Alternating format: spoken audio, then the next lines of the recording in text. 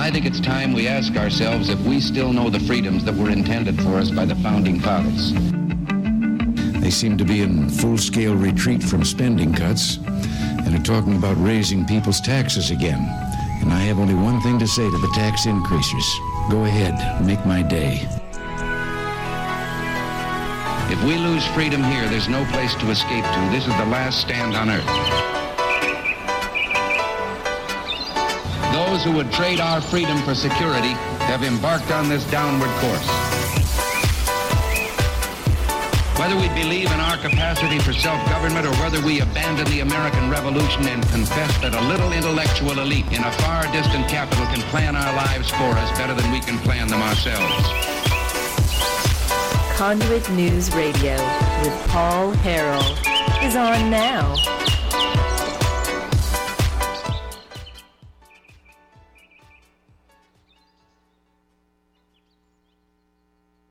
Let's try that again. Good morning, Arkansas. Well, as you can already tell, things are a little different this morning. You are listening to Conduit News Radio with Paul Harrell, but this is Josh Waters filling in for Paul this morning. Want to wish a happy Monday to everyone out there, whether you're listening on our terrestrial radio stations across the state in Jonesboro, Russellville, Central Arkansas, Fort Smith, or down in Stuttgart. Welcome. You also have the digital platforms you may be listening on. Welcome to all the listeners and viewers over at Facebook.com/Conduit News, on YouTube, on Conduit News, or over at ConduitNews.com. So many options to get the latest in Arkansas news and politics. So we have a great show for you today. When Paul asked me to fill in, we were talking about kind of what to talk about, and kind of came down to the conclusion last week, though, of, Paul's had some great interviews during the session, some impressions of the sessions with legislators. So I went back through and pulled out some of the top interviews that I thought he had done recently, and have those in the can and ready to go. So we're going to replay some of those throughout today and tomorrow when I'll be in for Paul as well. And then a special guest on Wednesday. Be sure to stay tuned. Wednesday, Jan Morgan will be a special guest host on Conduit News Radio with Paul Harrell. But today we got a lot of great interviews to replay for you. Now, I do want to welcome everyone on the show who might be kind of a jet lag type of feeling this morning, because Game of Thrones ended last night, and I was listening to the radio on the way in this morning, and they said over 10 million people, it was estimated, were either going to be going into work late or not going into work at all, calling in sick, because of Game of Thrones. It was the last episode, 8 or 9 years in the making. I haven't seen it. I hear there's mixed reviews. Facebook feed was filled up last night. Opinions all over the place. I did see there was a petition, though, last week or the week before, and they're asking for them to totally redo this last season. So I don't think that's going to happen. But I heard a prequel. They said a prequel is in the works. So they're going to find ways to keep monetizing the Game of Thrones franchise, I'm sure. So anyway, I wanted to highlight a top interview that Paul had from the impression of the session 2019. It's one thing to go out and maybe to your county committee, Republican county committee, or go out to a civic event and hear from a politician who's maybe has a vested interest in things going a certain way. But what's really refreshing is, when politicians come on and they're just honest with you, say, here's the good things that happen, here's the bad things that happen, here's some stuff in between we tried to get done but didn't get done. And one of the interviews I thought was really good that Paul did a few weeks ago is with State Representative Grant Hodges. He highlighted the good. There were some really good pro-life bills. He talked about some of the taxes and spending this session that were not so good.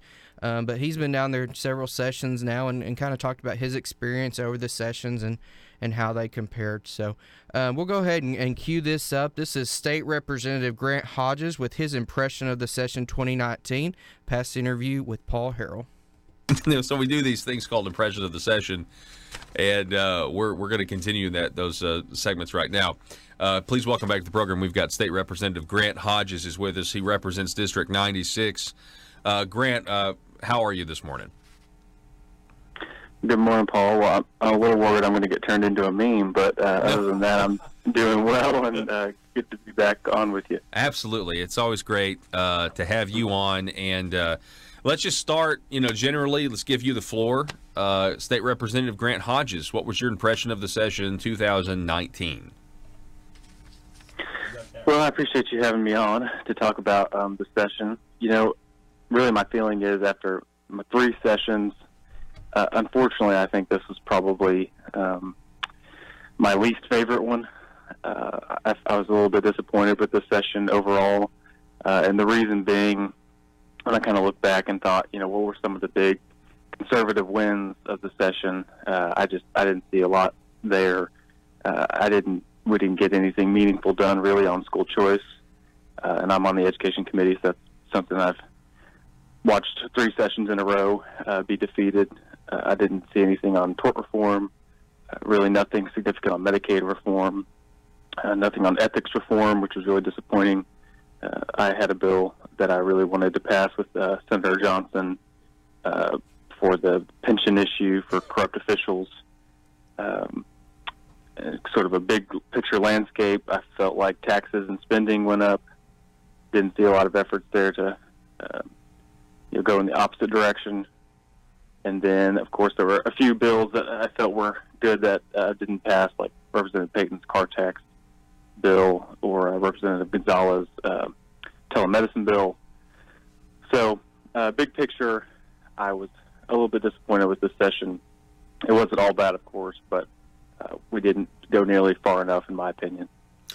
Yeah, it seems like on the tax side of things, we had a situation where it seems like leadership was convinced that changing the structure of the tax system was better than letting the people keep more of their money. And what I mean by that is, feel free to answer this. So you think when it's all said and done, the people of Arkansas are going to be paying more money to the government than they were before the 92nd General Assembly? Yes, I do. And I would be interested to have someone give me the opposite case. But from my perspective, it definitely seems like taxes at the end of the day will be going up, certainly because, as you talked about already, a lot of these tax increases take effect soon this year, and a lot of our tax cuts take effect in the future. Hopefully they'll take effect in the future. But when you look at it with the highway tax vote, the highway taxes we just implemented, the online sales tax, the tobacco tax, and what we did with the cell phone fees. At the end of the day, I just don't see how, even with the income taxes that we've passed the last 3 sessions, I'm afraid that your average Arkansan is going to be paying more, and I'm worried that they're going to be really disappointed and feel disenfranchised, disencouraged, because the messaging is, we have this Republican supermajority, taxes are being cut, but at the end of the day, I think a lot of people are going to be looking at their bank accounts at the end of the year and wondering why they're not seeing it. Yeah. You mentioned, we have done the income tax. The governor and the leadership, I think, did a really good job getting the income tax cut, moving that top rate eventually from 6.9 to 5.9. That's great. And but then they come right back, and not only do they take that $95 million cut to the government back by the gas tax increase, which you voted against, they also with the other vote with the to continue the levy on the half-cent sales tax, which you voted against as well, State Representative Hodges. With those 2 votes, not only did you wipe away the $95 million tax cut, but you wiped away all of the previous income taxes, for the last 3 sessions, and then some, because we're talking about $400 million. That's right. Yeah, that's a big reason why I voted against the highway tax bill. And I think people just can't afford it. And we're already a high tax state. We already have the highest income tax in the region. We have, I think, the 2nd highest sales tax in the country, after Tennessee, which has no income tax. So I don't think enough is being done. And there's this mentality in Little Rock, and I know you've seen it, and other legislators have mentioned it, that any time we do a tax cut, it has to be paired with a tax increase. We've just seen that time and time again. Anytime we have a tax cut proposal, it's always tied to, well, how are you going to increase revenue elsewhere to offset this? And meanwhile, tax collections keep going up and up and up. I think we had a record April as far as tax collections to the state. But you're right, I did vote against the highway tax, and I hope that the voters will do that with the extension vote in 2020.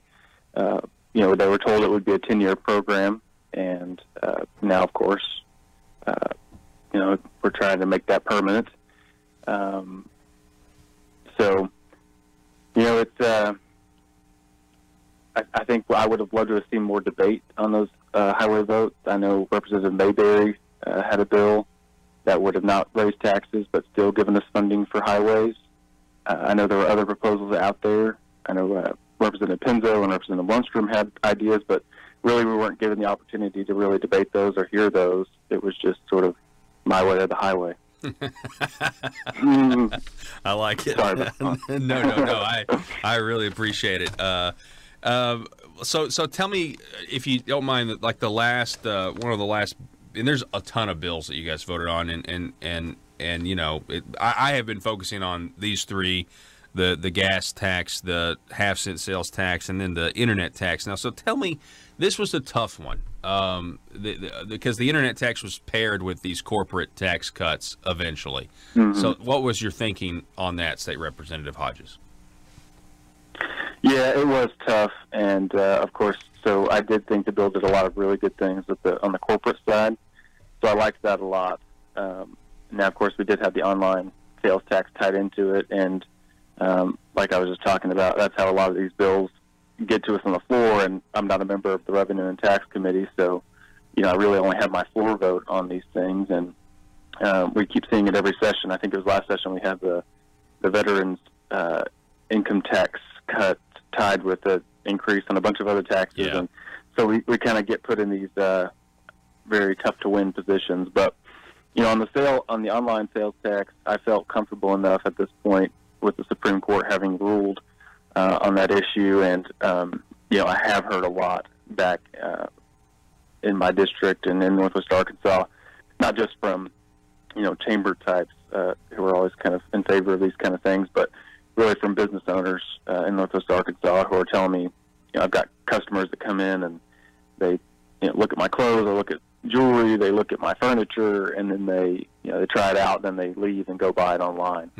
And so I'd heard enough of that I felt like with sales moving increasingly online, that we needed to do something in regards to the sales tax between retail and online. Yeah. Well, and I definitely understand those arguments. And that would have to be really frustrating if you're a business owner and people are coming in there to, touch and feel, and then it's like, okay, bye. And we go buy it online. Mm-hmm. We're talking with State Representative Grant Hodges. He represents District 96. Can you remind us, Grant, real quick, District 96 is where? Yep, District 96 is East Benton County, so I get Rogers, Lowell, Avoca, Garfield, Gateway. It's mostly the Beaver Lake area, downtown Rogers, and I live in Rogers. Okay, so I thought one of the best moments, when I say best, just you did such a good job when the Arkansas Works ruling came down that the Arkansas Works was basically illegal, or the work requirements were considered illegal by the judge. This is being challenged. Then you guys were asked to vote for the budget, and you went down and gave a really good speech, just basically about what you guys had been told in the past. And I mean, just go ahead and feel free to elaborate on that moment in the session when the ruling came down. Yeah, well, I appreciate that. After the court decision came down, losing the Medicaid work requirement, which was another blow this session, it became clear that there was an effort to get the Medicaid budget through the legislature as soon as possible, preferably before anyone realized what was happening. And I don't know the motives behind that. I don't know if they just were worried that without the work requirement they wouldn't have the vote, or they just didn't want the headache of having the legislators have any input. But we adjourned in an unusual way on that Tuesday to have a budget meeting where the Medicaid budget was pushed through.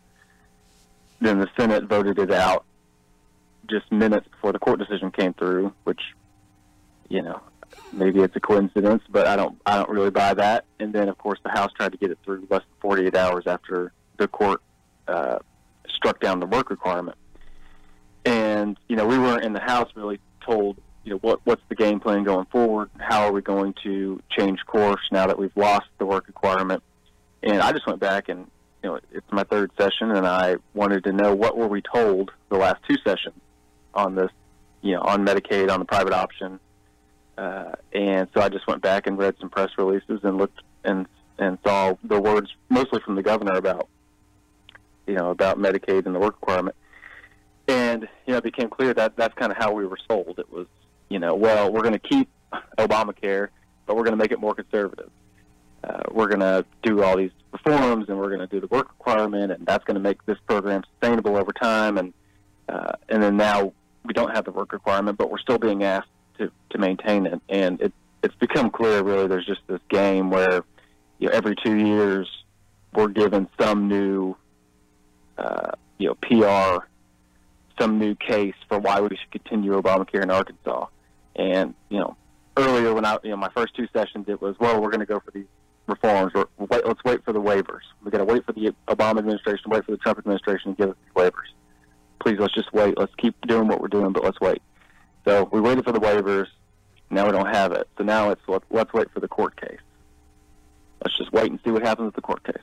And so every 2 years, we just kind of kick the can down the road. Let's hope this thing works out. And meanwhile, we've got 250,000, 300,000 people that we're paying $500 a month for. And ultimately, I think that's what matters to a lot of people, is that the health insurance companies keep getting these billions and billions of dollars, and the people who are benefiting from that. Mm. And so I just felt like, we need to get organized. We need to stand up and at least say, I knew we probably wouldn't be able to hold the appropriation forever, but I knew, at least let's hear your plan. Let's hear what your idea is going forward now that we've lost the work requirement. And so we were at least able to get a few more days, and the governor came and spoke to us caucus, and at least we as constitutional officers in the state of Arkansas were allowed to have some input, and we were allowed to present some Medicaid reforms like Josh Miller's bill. Yes. At least that got a vote before we got to vote on the appropriation again. So small win, but I will take it. Yeah, it was a small win. I mean, your speech was just very a matter of fact. It wasn't. And I say this is a good thing. There wasn't emotion behind it. It wasn't an emotionally charged speech. It was a factual speech because you were using quotes. Now, one of the things, we're talking with State Representative Grant Hodges, one of the things you said from the House floor was you were talking about fiscal sustainability, meaning without the work requirement, it had been said many times, right, that we can't continue the program because we wouldn't be able to afford it. Is that right? Yeah, and the funny thing to me is that I didn't feel like that was really right-wing nut job Grant Hodges saying that. I was quoting the budget chairman, in the House, who had said in the past that we cannot sustain the Medicaid program, and I was quoting the governor, Governor Hutchinson, who had said in the past that we cannot sustain the program without the work requirement. And so I'm just taking them at their word that unless something changes, we can't afford this. And I don't see any plan or any action to make serious changes so we can have a sustainable fiscal path going forward. Well, they're obviously they're hoping that the higher court is going to reverse the lower court decision, and from what I'm told is that's likely to happen. So then the next question is, Grant, can we afford it? Is it sustainable with the work requirement? Because 4 years ago, the estimate was that this year we would be paying, I believe, $50 million in our share, but our share is actually $138 million this year. And I kind of feeling that the reason the people of Arkansas, like you said, you believe that they're going to be paying more money when it's all said and done after the 92nd General Assembly than before. I gotta think it's because we had to pay $100. All right, good morning, everyone. That was Paul Harrell with an impression of the session with Grant Hodges. If you're just joining us, this is Josh Waters in this morning, filling in for Paul Harrell on Conduit News Radio. We're going to go to a break real quick, but stay tuned. We got a lot of big news to get to for the day, and then coming up at 7:30 today, we're going to hear from Ryan Norris, State Director of Americans for Prosperity. And then also an article that kind of hit close to home here in Jonesboro, where I'm at today, about Senator John Cooper. So stay tuned for that. But we're going to take a break right now. And after this, some more Conduit News Radio.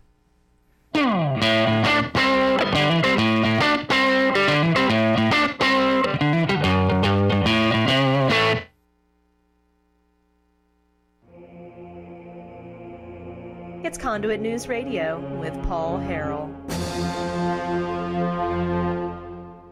All right, ladies and gentlemen, welcome back to the program. We've got a special treat for you on the line this morning. Please welcome to the program, we have Sally C. Pipes. She is the president and CEO of the Pacific Research Institute. Sally, welcome to Conduit News this morning. Well, thank you so much for having me on. Absolutely. Now, obviously, I know a lot of people have probably read your books out there. They probably saw you a couple of weeks ago on Mark Levin's show on Fox News, where you did an excellent job talking about the dangers of socialized medicine. But if there's people out there that don't know about your work, can you kind of tell us how you got started and why socialized medicine is a bad thing? Right. Well, I'm originally Canadian. I grew up in Canada. All my family is still in Canada. Hey, folks, it's me, Paul Harrell. I want to say hello to everybody out there who's listening. We appreciate you and your support, especially those listening on KFPW, the Marshall out of Fort Smith, 96.7 FM, 1230 AM.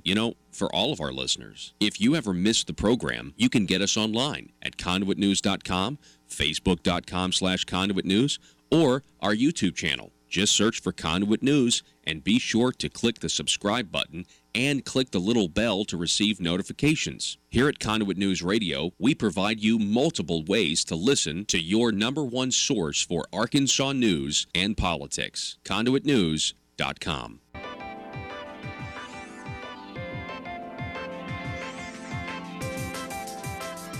Conduit News Radio with Paul Harrell is building a liberty machine. Find out more at conduitnews.com. All right. Welcome back, folks. You are listening to Conduit News Radio with Paul Harrell. This is Josh Waters filling in for Paul today.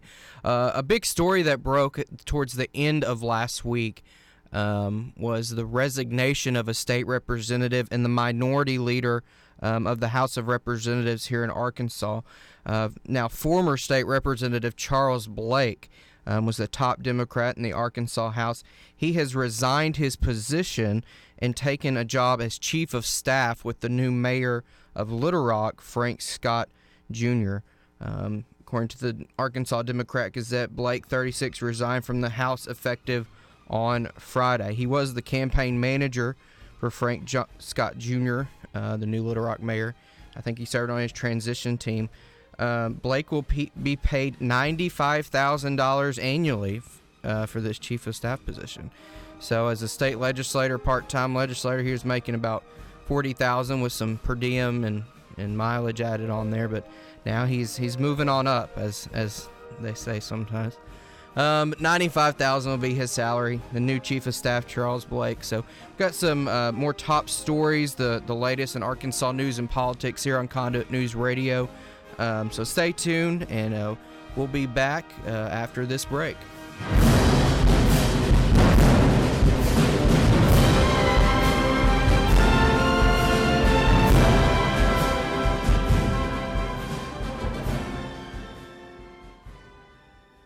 And the government fully controls the healthcare system. Private coverage is totally outlawed, in Canada for anything considered medically necessary.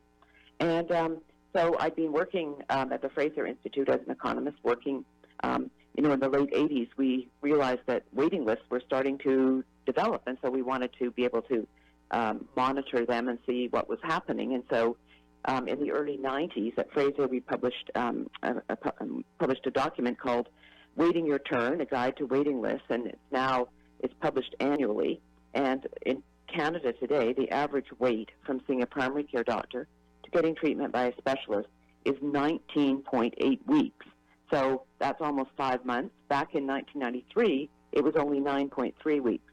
Then in the fall of 1991, I got the opportunity to move to the States and to run the Pacific Research Institute based in San Francisco. Not exactly a bastion of free market ideas, but and then, of course, we had an initiative on the ballot for single payer in California, which I worked hard to defeat. And then we had Hillary Care, we've had Obamacare, and now Bernie Sanders, Bernie Care, Pramila Jayapal Care. So I'm fighting very hard to educate Americans on why this would be a disaster for their health if the government fully took over the system and banned all private coverage. Is it something that once it takes hold, it's just like any other government program as well? Once people become accustomed to getting something for free, it's very difficult to take away, right?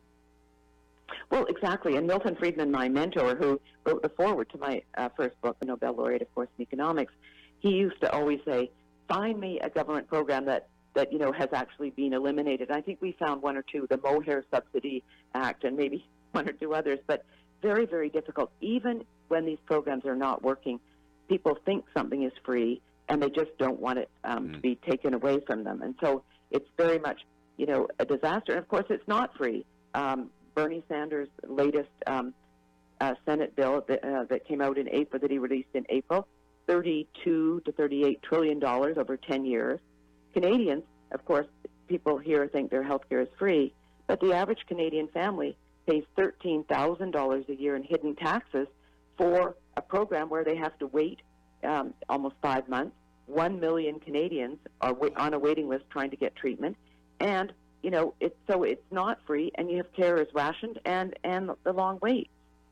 Wow, 13,000 in hidden taxes. This is interesting. So this is Conduit News Radio. We are an Arkansas-based news program, and here in Arkansas, a couple years back, we expanded Medicaid under Obamacare, and we did it in a hybrid way. I say we, not me, the politicians. The government. The government, and...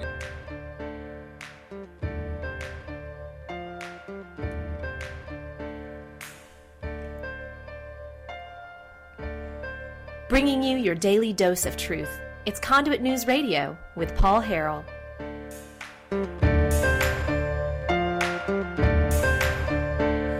All right, welcome back, everyone. Listen to Conduit News Radio. This is Josh Waters filling in for Paul Harrell today. So Friday, the Legislative Council, Arkansas Legislative Council, for those who don't know, that's basically the governing body that meets in the interim. So you have the legislative session that just wrapped up. They meet every other year in regular legislative session. And in the interim, this Legislative Council, which is kind of a subset of the General Assembly, they meet in the interim, and they hear issues. Well, on Friday, the Legislative Council got a revenue report. And I know Paul covered this a couple weeks ago about the revenue report and how April was just gangbusters, record revenue going to the state government. I think 150 million above forecast. And so I'm sitting there, I'm listening, and the number is actually closer to over 200 million right now. At this point in the fiscal year, the state of Arkansas is over 200 million above forecast, and that's because Richard Wilson, I think, was doing the presentation. They had already accounted for 64 million surplus, and so you take in this new 150 or so, you're over 200 million now that the state of Arkansas is above forecast on. And so some people on Twitter, you see, they try to spin it, oh, look how great it is, and the economy's doing great, better, it's, I guess, 200 million over than 200 million under. But when you look at that number, it takes me back to the gas tax. And we're going to talk more about the gas tax increase with Ryan Norris coming up at 7:30. He wrote an op-ed in the newspaper over the weekend. And he mentions the state gas tax increase. But also they're looking at a federal gas tax increase. Double whammy. But here in the state, they passed a gas tax increase. It's going to go to in effect 3 cents per gallon.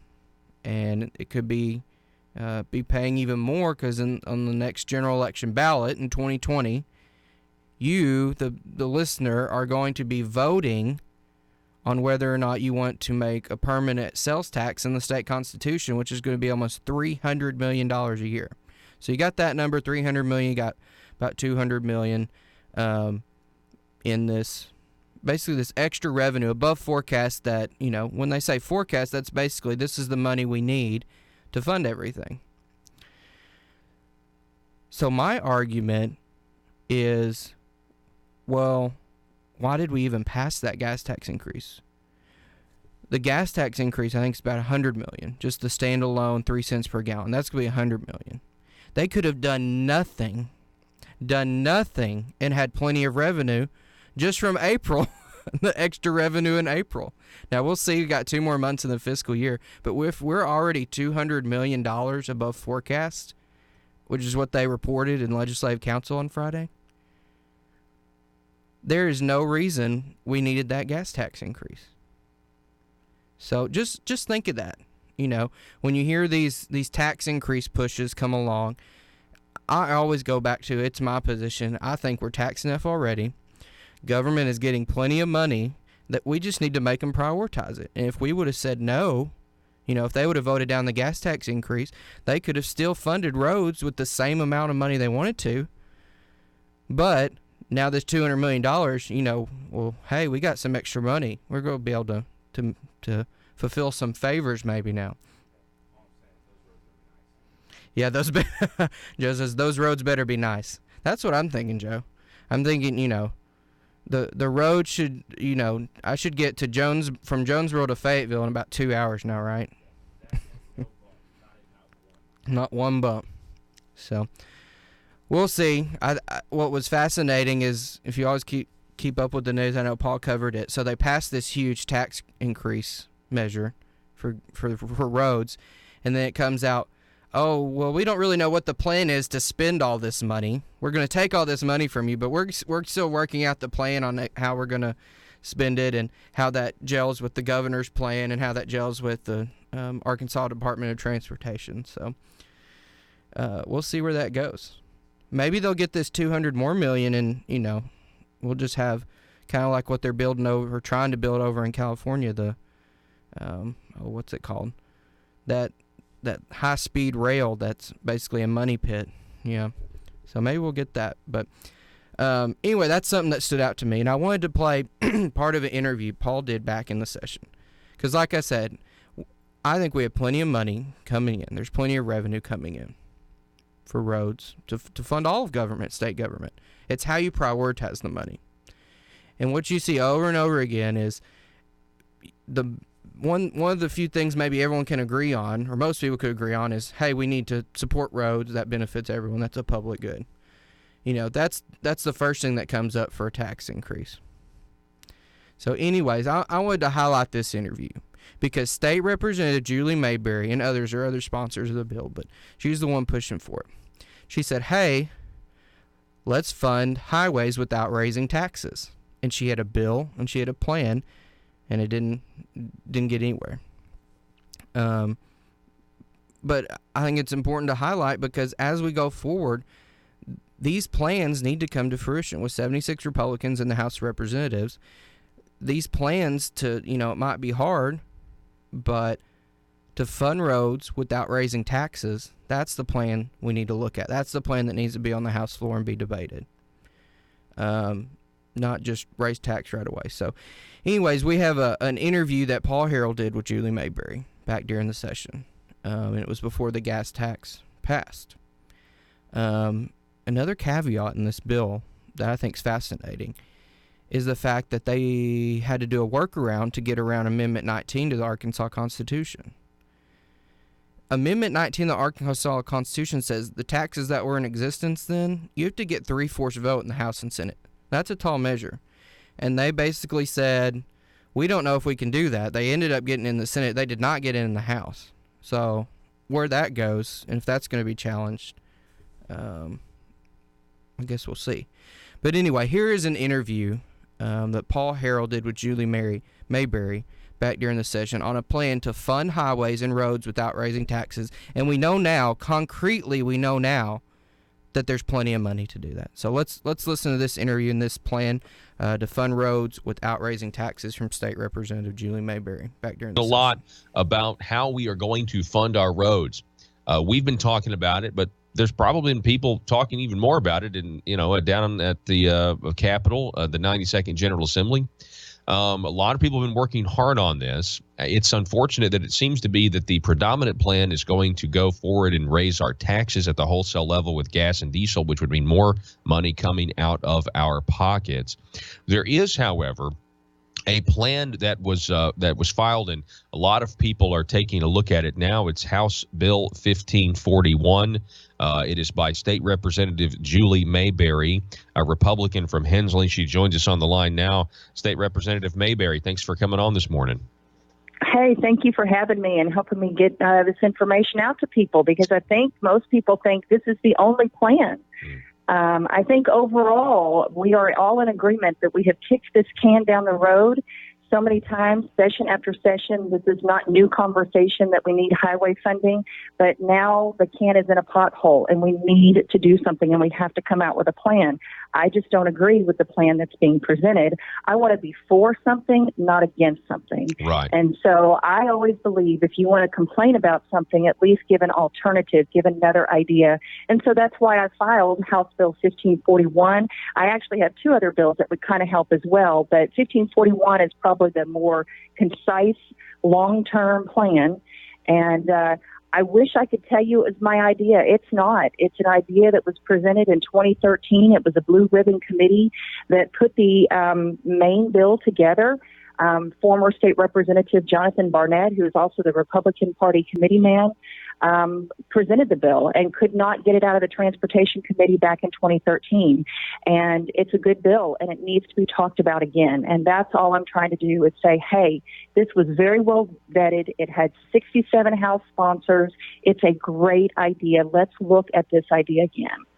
And, I was talking to a legislator yesterday who supports the governor's plan. And he said that he loves the idea of taking everything that's used for driving or road purposes, from the sales and use tax of revenue like your bill does, for new and used vehicles, trailers, semi-trailers. All of this should be directed toward road use. I think most people think that is common sense, and but it doesn't appear that that's something that the leadership is ready to do right now. Let me ask you this, State Representative Julie Mayberry. Is the main reason you've put out this plan that doesn't raise taxes, is it because you don't like the fact that the other plan does raise taxes? Oh, absolutely. If there was another plan that didn't raise taxes, I'd be all over it. We need highway funding, but I think we need to look within. When I need money around my house, I look at where I can save money. What can I do without? Can I get rid of Netflix? Can I get rid of my phone? Can I get rid of, let's see what we can do within. And I think that that's what we need to do with our current government. What money do we currently have, and how should we be directing that money? And that's what this plan does. Over a period of 10 years, we would gradually transfer money from the sale of the new and used vehicles over to the highway fund. So there would not be any major hit in any one year. It would be 10% one year, 20% the next year, 30% all the way up. I do not have a fiscal impact yet. DFNA, I'm sure it's taking a little bit of time to get it to me, but I can go back to the 2013 fiscal impact, and in year one, it's $22 million. By year 10, it was $345 million. Wow. And the wonderful thing about that idea is that we meet as a legislature every other year, and if somewhere along the line our economy tanks or we need to make adjustments, we still can. If we pass this half-cent sales tax, it's permanent. It's in our Constitution, and it does not have a sunset clause. and that would be much more difficult to change. This is still fluid, and if we decide that, the economy is not growing at 3%, there are protections in there to make sure that we're not taking away from any our adequacy funding and all the other things that are really important. It only goes into effect if there's 3% growth. And I feel confident in that. We have casino money that's going to be coming in. And if that casino money starts coming in, and we just passed some other tax cuts, if the tax cuts do what you expect them to do, our economy should be growing. And back in 2013, I think that there were other things that might have been of concern at that time. We had Obamacare pushed on us and a lot of other issues that were kind of a priority at that time. We've taken care of those things. Yeah. This is the time to bring this plan back up. You mentioned Obamacare. I mean, when it comes to Arkansas Works, originally at this time, a couple of years ago, I think 4 years ago, that was projected to cost us $50 million. And of course, I think this year it's actually costing us $138 million. And so, that's a lot of money that could go to roads that we have allocated somewhere else. You mentioned Republican National Committeeman Jonathan Barnett. And as a matter of fact, that's interesting because I already had scheduled, after our interviews concluded, I went back and I found the video, State Representative Mayberry, from 2011, where Jonathan Barnett was on the House floor, then State Representative, and he was presenting HJR 1001. And this was the bill that everyone voted on that had a sales tax increase to fund for specific projects with a sunset clause. And he assured, and he can't bind future legislators. No one can. But I just think it's if you go back and listen to it and you get this assurance, this is a temporary tax, it's going to go away. But it's now the plan is to send it back to the voters to make it a permanent tax. And I think that just fuels the skepticism that citizens have when it comes to believing what the government tells them. What do you think about that? Rightfully so. I think that, no, I was not there. My husband was there in 2013, and he was saying at the time, any time that we hear that a tax is going to sunset, don't believe it, because that usually doesn't happen. People get used to paying it, and they say, oh, well, you're used to paying this. This is not an increase, and blah, blah, blah. Well, most of the time that ends up, happening. I think we need to keep our promise that this ends. Let's let it end. So yes, I'm definitely opposed to that too. I very frustrating up here because it is Republican-led legislature, and these should not be the issues that we're dealing with. These should not be on the table. Well, and the other side says, if I can play devil's advocate, they say that they've kicked the can down the road as well. Now, I think the can we're kicking is actually we're just not cutting spending.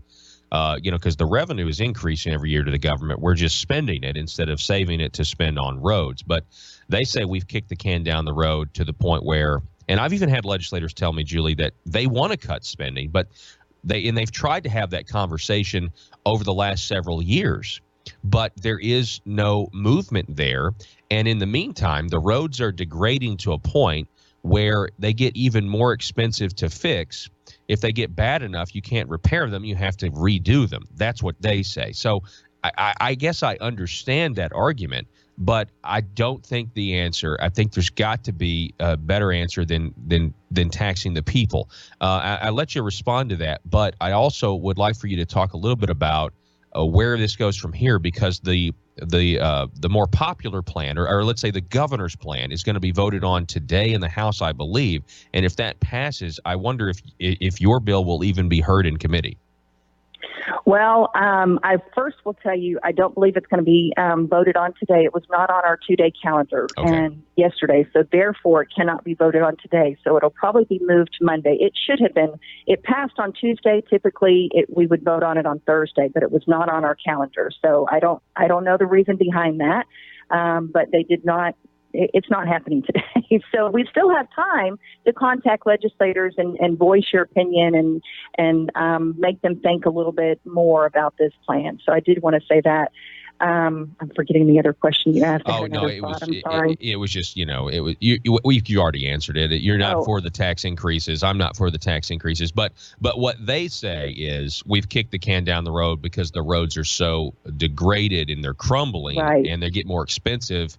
If you let them get bad enough, they get even more expensive. So people are tired. Some people are telling me, they're like, well, it's like triage. I don't want to vote for the tax increase, but at the same time, the highway department, they're saying the roads are getting so bad that they get more expensive if you keep not funding them.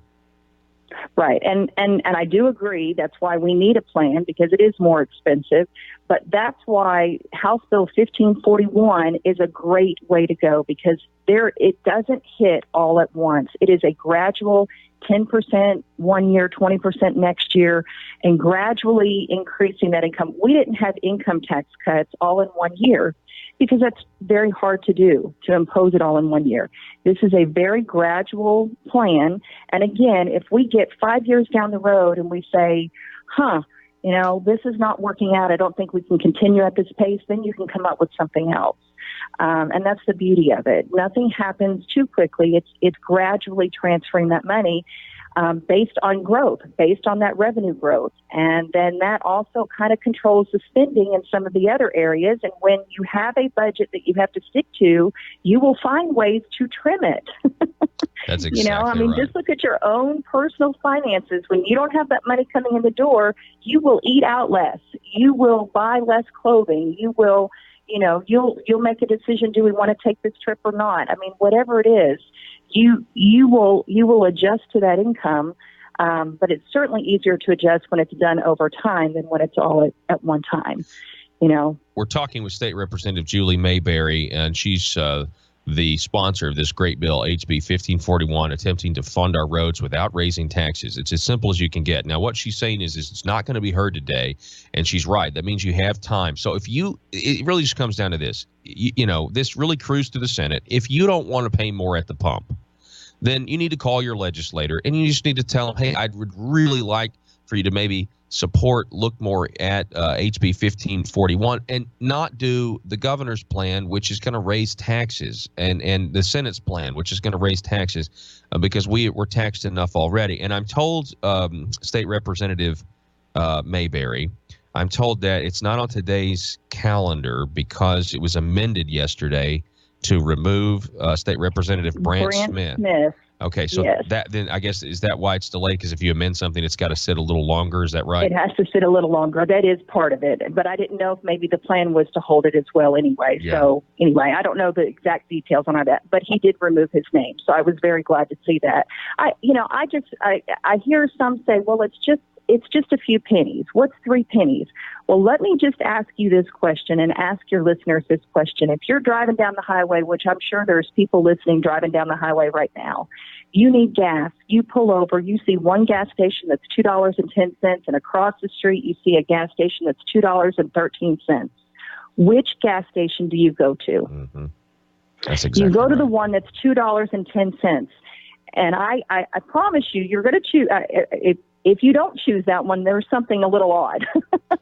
Yep. But you just prove to yourself that 3 pennies matters, and it continues, to go up. We right now we have gas prices that are on the lower side. I mean, I wish they were even lower than they are, but remember, our gas prices can go up $3, almost $4. We've experienced that, and I had people telling me, I have to choose whether I go to the grocery store or not, or, go to work. I've got to now carpool. I mean, it really does. It does matter. Last question. Can add up. Last question. The first part of this plan of the governor's plan are the tax increases, the new tax at the wholesale gas and diesel. The second provision is referring to the people to not let the tax sunset that was passed in 2012 and make it permanent. Do you consider that a new tax? That's a very interesting question, because there is, I think, some debate on whether it will require 51 votes or 75 votes in the House to pass this tax on the increase in. And we have an amendment in our Constitution that says that if you increase a current tax, it requires the 75 votes in the House. So there is some question as to how many votes it actually will take to pass this. Interesting.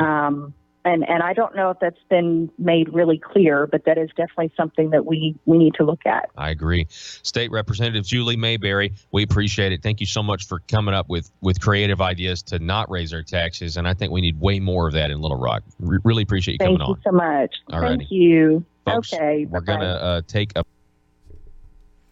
All right, that was State Representative Julie Mayberry back during the legislative session. If you're just joining us, I teed that up because Friday we heard from Legislative Counsel in a revenue report that based on kind of the baked-in surplus of $64 million plus the record revenue surplus that came in April, now over $200 million above forecasts. That's $200 million that could have been used, or part of could have been used, and we wouldn't even have to raise the gas tax at all.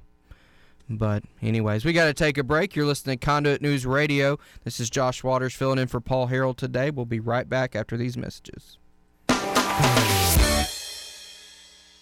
Are you a conservative-minded young person and want to let the world know about it? Are you tired of rolling your eyes as your professor regurgitates progressive, PC, neo-Marxist nonsense? Then you should interview on Conduit News Radio's Young Conservative segment and tell us about why you believe the way you do. Tell us how you came to be a conservative and what are your views on government. Now, if you're worried that your neo-Marxist professor may also be a right-wing talk radio listening masochist, then names can be changed to protect the innocent. It's the Conduit News Radio Conservative Future segment. To be interviewed, call 870-275-9799. That's 870-275-9799. Instead of just doing the traditional expansion, they decided to do a, quote, private option where they gave a bunch of money every month to Blue Cross Blue Shield in the form of insurance policy. So right now we're paying $600 a month per person for 250, 300,000 people, regardless of whether or not they go to the doctor a month, to, like a company like Blue Cross Blue Shield. And, to your point about, it never going away, it doesn't matter how unsustainable, or it doesn't matter how many bad results that we're getting. We're kind of told, no, we need to, let's try to add work requirements now. Let's try to make the thing more conservative. And hidden taxes, they just got through raising taxes on a bunch, gasoline and sales taxes, and it's to pay for this, in my opinion. I don't think they want to admit it, but it's just kind of the way this whole process is playing out, and that's why I'm so grateful that there's a voice like yours, Sally, who's out there saying, no, we don't.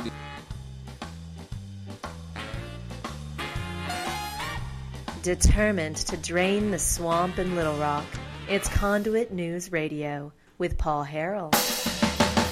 All right. Welcome back, folks. Josh Waters filling in for Paul Harrell today. We're talking about Legislative Council meeting that met on Friday. Legislative Council, again, is kind of the subset of the Arkansas General Assembly. They meet in the interim and hear things. Another story that came out of that Friday meeting was approval of the salaries for the 15 cabinet secretaries. So during this session, the governor reorganized state government. I think he took from 42 cabinet secretaries down to 15. And I think that's good. It's been promoted that there's going to be savings. 15 million is kind of the number that's thrown around. So hopefully we get there.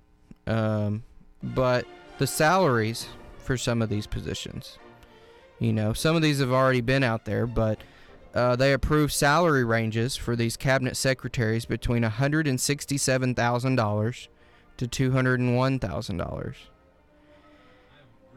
So Joe says he's in the wrong business. State government bureaucrats pay well.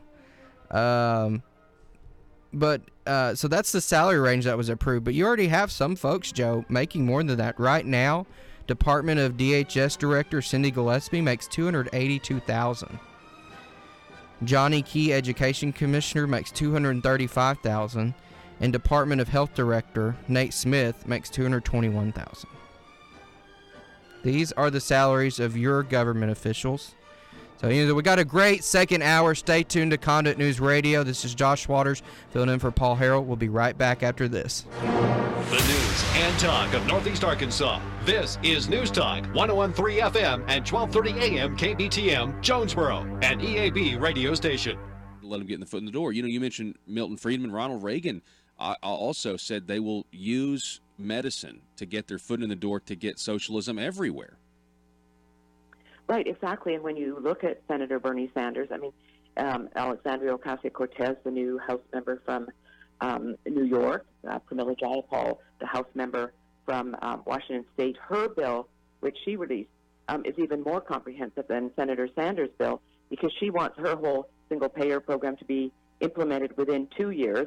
Bernie Sanders' plan is 4 years. But these plans are more comprehensive than Canada's because they add dental care, vision care, free drugs, free long-term care. The Canadian government can't even afford to add those. So if this happens in the States, as you say, we won't get rid of it.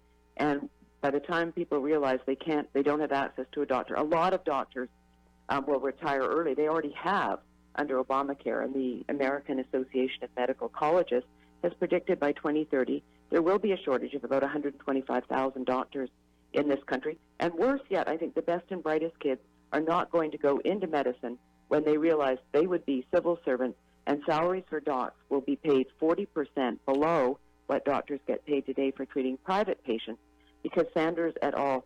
Want doctors to be paid Medicare rates. And so this is going to destroy the whole doctor-patient relationship. Yeah, and there's this whole idea that if healthcare is a right, then we're born into this world enslaved to somebody else's, healthcare costs. Then in turn, you have the idea, a doctor is the best and brightest typically. They go to school, they put in the work, they put in the hour. I'm not entitled to the information in their heads. I'm not entitled for them to have to give me something for, quote, free to treat me. I mean, that's just, to me, I have a huge problem with that. But I don't think the average person, I don't know if they think that deeply, Sally, and that's an issue in and of itself.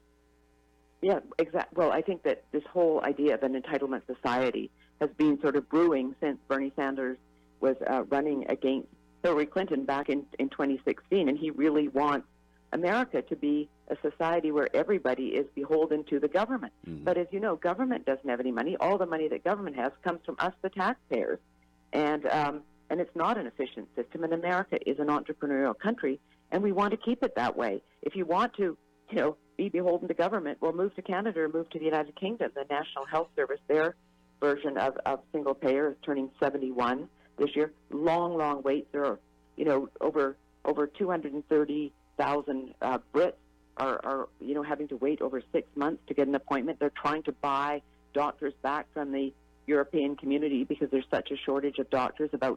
There's a shortage of 12,000 doctors in the UK. I mean, all of these things are just tantamount to what a single-payer government-run program will be, and it's not for America. So you have I think a bi-weekly column over at Forbes, Piping Up. We're talking with Sally C. Pipes. I appreciate the pun there. So Piping Up, and your latest article, yes, Representative Ocasio-Cortez, the VA is badly broken. So the VA is a good example of what we wouldn't want, we wouldn't want that to be the standard for health care in America, right? Well, I was debating Uwe Reinhardt, a professor of economics at Princeton, who unfortunately passed away about a year ago.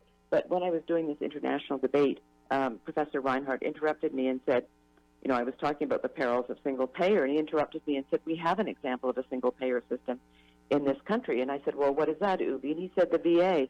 Now, this is probably a year or two before all the terrible stories about the Veterans Administration and the long waiting lists and the lack of access to care actually started to come out.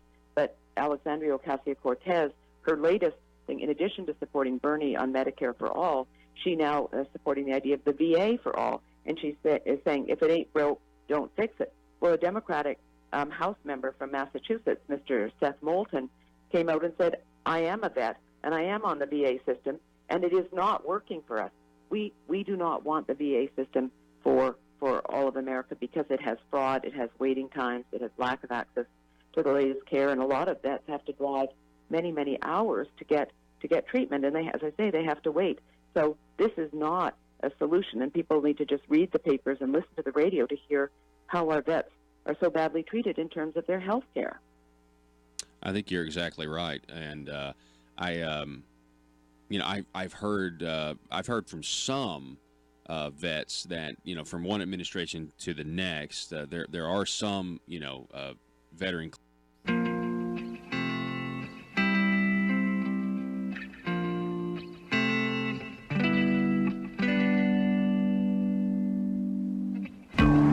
I think it's time we ask ourselves if we still know the freedoms that were intended for us by the Founding Fathers. They seem to be in full-scale retreat from spending cuts and are talking about raising people's taxes again.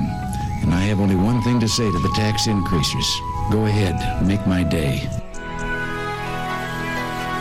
If we lose freedom here, there's no place to escape to. This is the last stand on earth. Those who would trade our freedom for security have embarked on this downward course.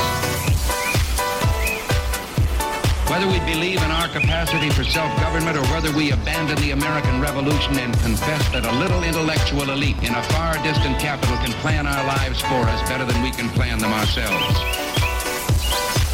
Conduit News Radio with Paul Harrell is on now. All right, good morning, everyone. Good morning. You are listening to Conduit News Radio. This is Josh Waters filling in for Paul Harrell this morning on the intersection of conservative ideas and reality. I want to welcome all the listening audiences from across the state. You're listening in Jonesboro, Little Rock, Fort Smith, Russellville, or down in Stuttgart, or maybe you're listening on a digital platform, and maybe you didn't catch the first hour of the show. Go over to facebook.com/Conduit News or conduitnews.com, or over on YouTube. Just search Conduit News. Any of those digital platforms, you can get a video of the first hour. You can get a video of the full 2 hours today. And you can get past shows. You can get interview clips. And you'll never miss anything. So those digital options are out there. So we have a great hour coming up for you. Joe and I were just talking about something that was in the newspaper. I made the comment, well, this was reported in the newspaper. It was, it's kind of out there. But then we're talking, his response kind of, well, who reads the newspaper? And I was like, well, funny you say that, because some big news broke over the weekend about the state's largest newspaper. I read the newspaper pretty much every day. But I think we've seen, especially over the last 5 or 10 years, less and less people are reading the newspaper, at least not a physical copy. And that's what the Arkansas Democrat Gazette has decided to do. They're stopping printing sometime this summer of Monday through Saturday. They're still going to print the Sunday paper, but Monday through Saturday, they're just going to do digital copy, which they've been doing this on. They gave people iPads. The letter mentioned over in Blytheville, they started. That was, I think, the first city they did this. They actually will give people iPads so they can access the newspaper digitally on their iPad. So the publisher of the newspaper had this super long letter explaining it was basically a profitability. And I think this is the first year that they were no longer profit on the print version. So that's going to be interesting. That's going to really change the tide, because the Democrat Gazette's basically a statewide newspaper. It's the main source for a lot of folks out there. That's what I read just about every day.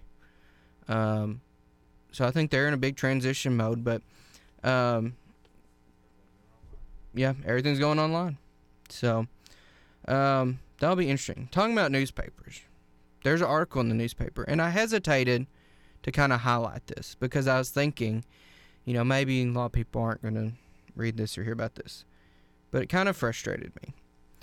I have to be really honest, it frustrated me because it was the editor. Let's see if we can pull this up here. There's an editorial in the newspaper, in the Jonesboro Sun, so local paper. They're still printing, as far as I know. But there's an editorial called Out the Editor's Window by Chris Wessel. I don't know how you say that last name. Wessel, okay. So I know Paul had Mr. Chad Neal on this show a few weeks ago. Mr. Neal ran for state senate against John Cooper several years ago. And Chad Neal filed a lawsuit against John Cooper because the gist of it was the claim was, hey, he's using his position as an elected official to target Chad Neal's business, and basically in the public court of public opinion run down his business and his name. So he files the lawsuit. So this article is in response to that lawsuit. And I won't read it. I took some notes, though. Because basically what this article does is it attacks Chad Neal for, one, being successful. It goes through and it mocks his home, that he's successful and I guess has a big home. I don't know that. I've never been to his house. But he refers to it as a mansion. He mocks the fact that he went to the Trump inauguration and the Republican National Committee. So that's really where my, is this kind of the liberal mainstream media coming up? That's where I got, attuned to that. I was like, what's going on here? This was a totally one-sided, I don't know if you want to say hit piece, but it was totally one-sided. In the article, defends John Cooper's actions of using your tax dollars, your resources at the Bureau of Legislative Research to go in and try to dig up information on Mr. Chad Neal, just a business owner out there trying to make a living, and he's using the BLR to research and target him because he's a political opponent. He doesn't like him.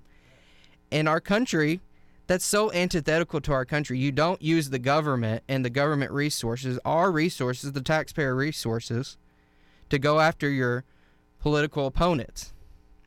So he's doing all this, and he's doing it all on official letterhead. That was some of the exhibits in the lawsuit. Official letterhead, John Cooper's sending out and requesting all this information. So one thing that was very fascinating in this editorial, though, the author, Wessel, is that how you say his name? Wessel. He defends John Cooper, of course. This is a very one-sided article. But he defends basically the idea of sovereign immunity, that because John Cooper is an elected official, he cannot be sued. And really takes it to the farthest reaches possible, talking about an Attorney General opinion or statement that was made, I think, last week. But basically saying, because John Cooper's a state elected official, he can't be sued. And basically, he can do no wrong. It doesn't matter what he does. Since he's an elected official, he can do whatever he wants. And, folks, that's just wrong.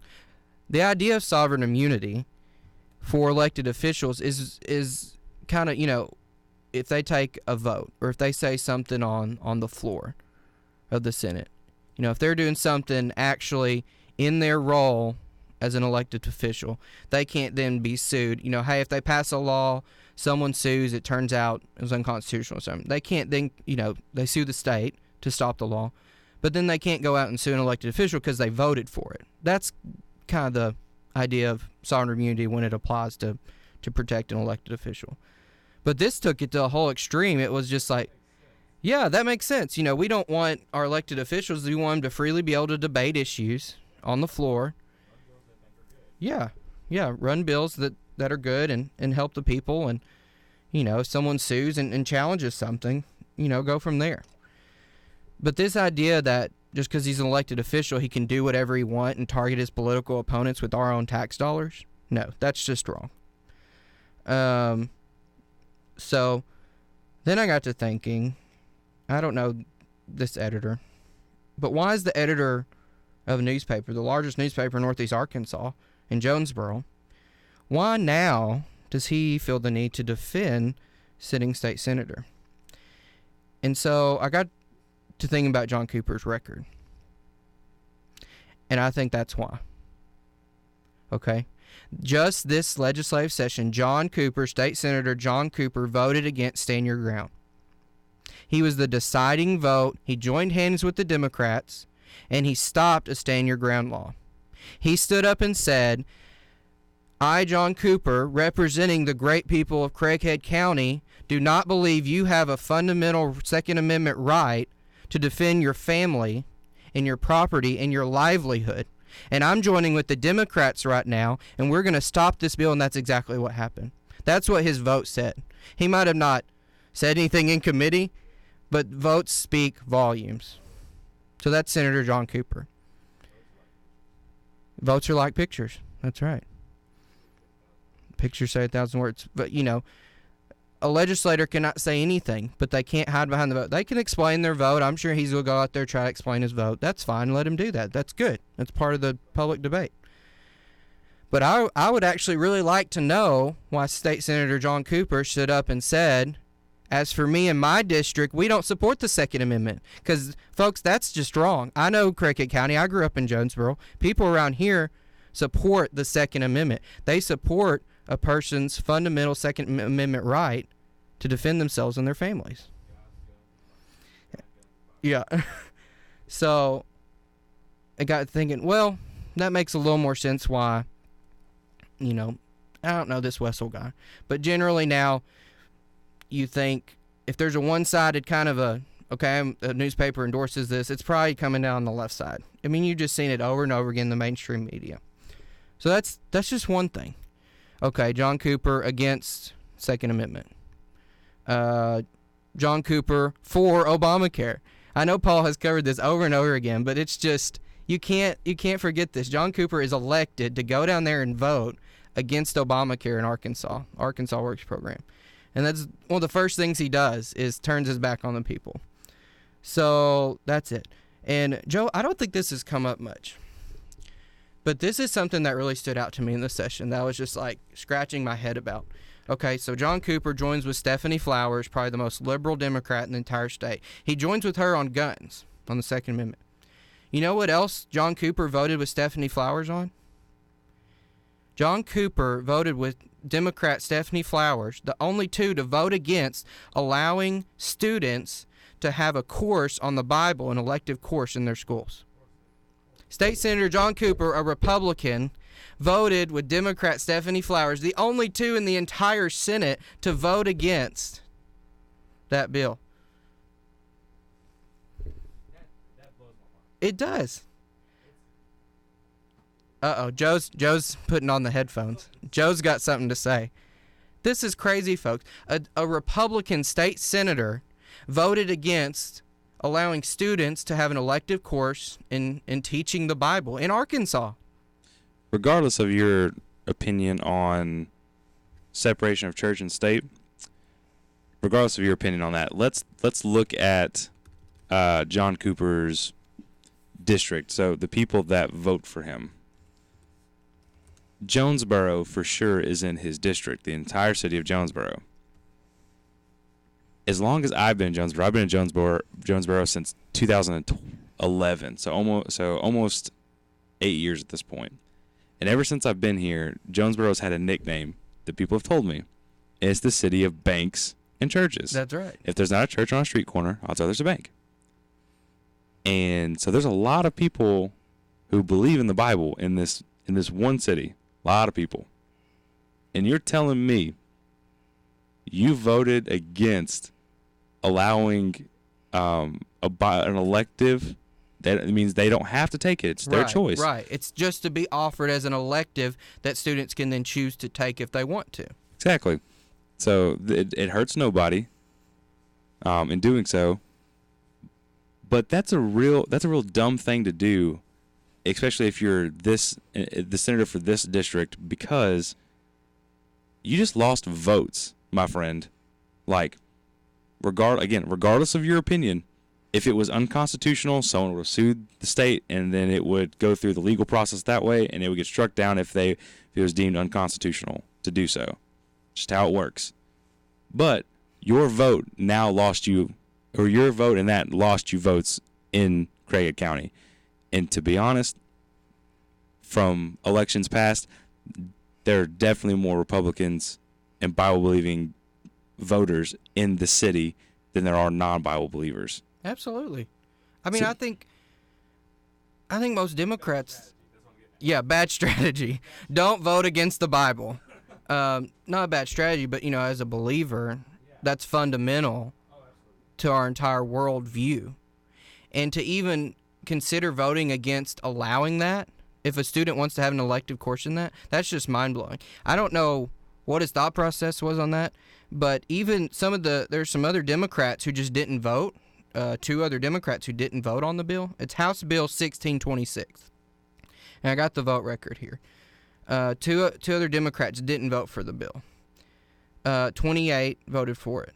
But at least the Democrats just didn't vote. It wasn't a, you know, I hereby, you know, like we're just talking about with the Stand Your Ground bill. John Cooper in that committee said, I'm voting against the Second Amendment. In this, he stood up and said, as for me and my district, we don't support letting students choose to take an elective course on the Bible. And I can guarantee you the vast majority of people in this Senate district in Craighead County and Jonesboro not going to be okay with that. For sure. Now I'm curious. Sorry, frog in my throat. I'm curious if his vote would have been different if it had included other religious texts outside of the Bible, or if it was other religious texts not including the Bible. I wonder if it would change his vote at all, because I know that's a big thing right now on the left, is literally any other belief system, religious belief system other than Christianity and Judaism. Yeah. Well, it's kind of, you know, it reminds me of the Ten Commandments monument that they put up. A lot of people were saying, hey, well, we need to put up, what was the Baphomet statute to worship Satan. Okay, there's a process for that. If someone wants to go down there and run a bill to put up a monument worshiping Satan, there's a process. Someone can run that bill. If someone wants to run a bill saying, let's teach the Quran in our schools, they could have run the same bill if they wanted to. You know, it was interesting. Judge Wendell Griffin, who's far leftist, I think he's still, I don't think they've decided yet. He's the one who decided on the death penalty, then went out almost immediately and protested the death penalty. So he actually testified in the House Education Committee against this bill. And I'm just sitting, I'm like, John Cooper, Wendell Griffin, and Stephanie Flowers. One of these shouldn't be running around as a Republican, is kind of my conclusion on that. So this article made a little more sense after I looked at his record. Taxes this session. John Cooper's vote on taxes. Voted for Senate Bill 571, $100 million redistribution of wealth bill. Voted for Senate Bill 576, internet sales tax. Voted for Senate Bill 336, the gas tax increase. So this is his record. This is why the media is going to be bending over backwards to defend him, the political establishment in this state. That's what they're going to be, that they have to. Well, it's not. It's his record. He's going to have to run on it. No. I mean, can you imagine a mailer voting against teaching the Bible in schools, or voting against the Second Amendment, voting for Obamacare, voting for tax increases in a Republican primary? Hello?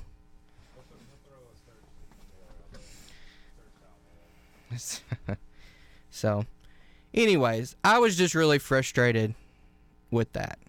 Because as someone who's down there during the session, someone who listens to Paul Harrell here on Conduit News Radio every morning, if you're educated on the issues, you know what that article was.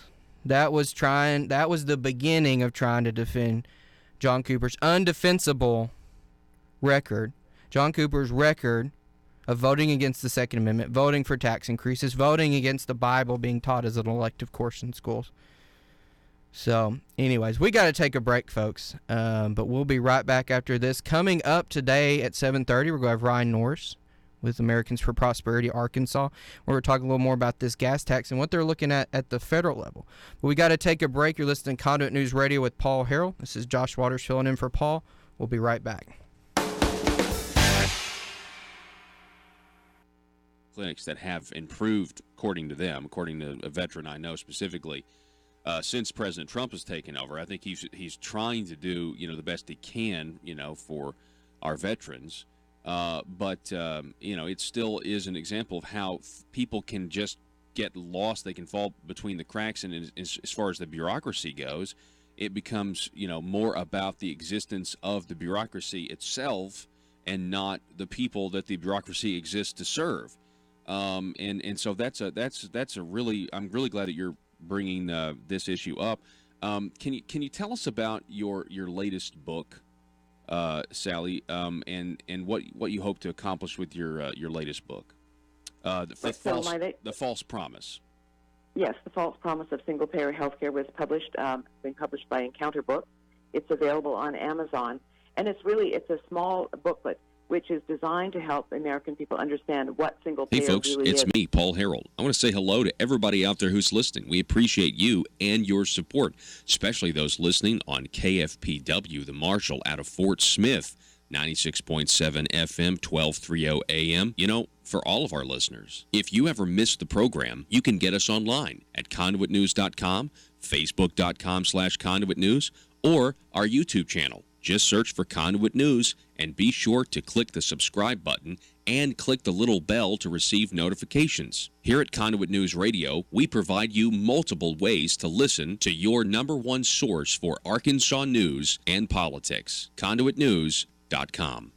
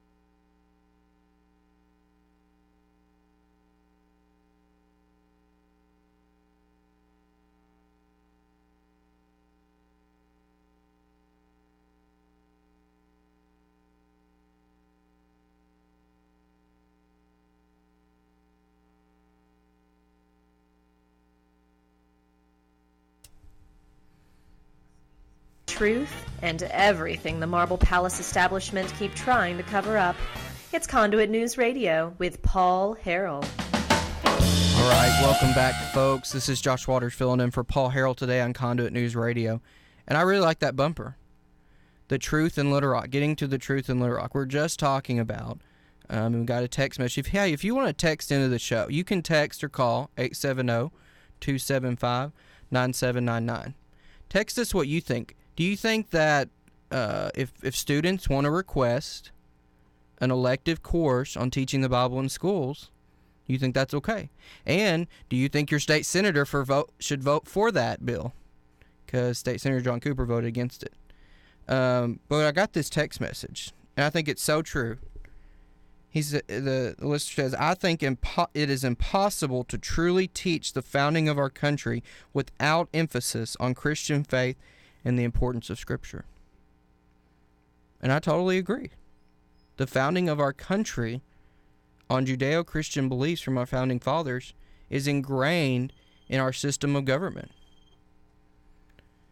Another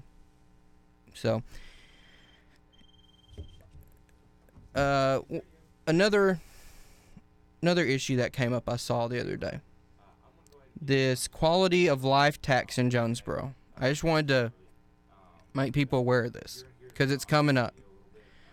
Quality of life tax, a group in Jonesboro here is trying to push a sales tax increase to fund, I think, trails, some public safety stuff as part of it. But trails, what else is in this? Let me pull this up here.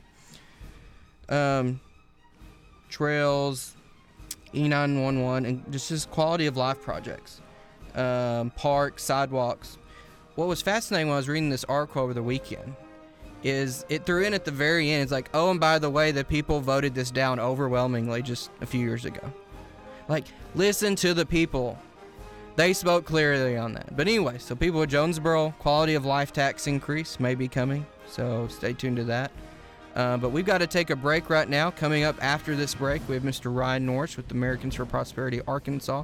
We'll be talking gas taxes. So stay tuned for that. This is Conduit News Radio with Paul Harrell. Josh Waters filling in for Paul. We'll be back right after this. Clinics that have improved, according to them, according to a veteran I know specifically, since President Trump has taken over. I think he's trying to do the best he can for our veterans, but it still is an example of how people can just get lost. They can fall between the cracks, and as far as the bureaucracy goes, it becomes more about the existence of the bureaucracy itself and not the people that the bureaucracy exists to serve.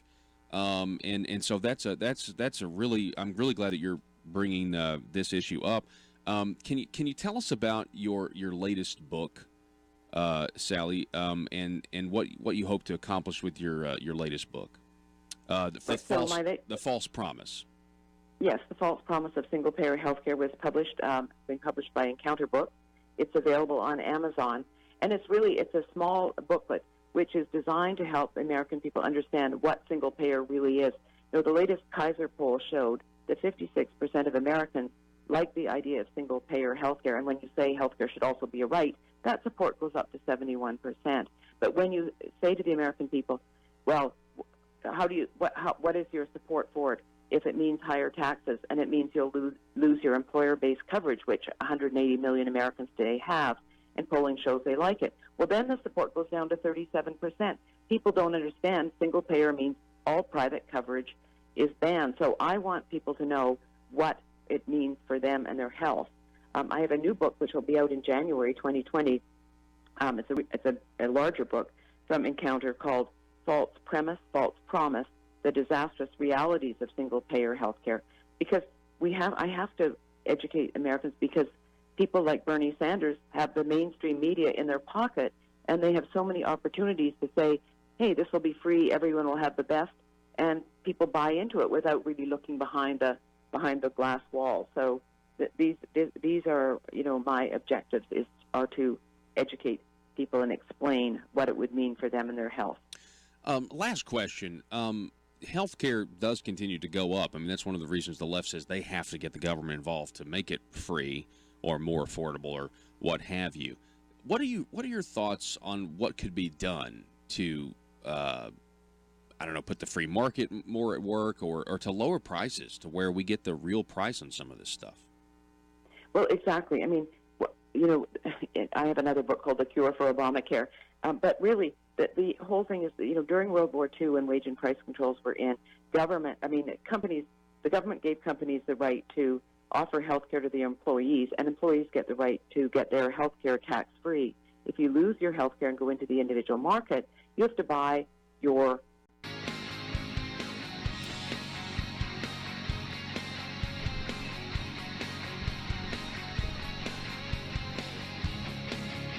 The intersection of conservative ideas and reality.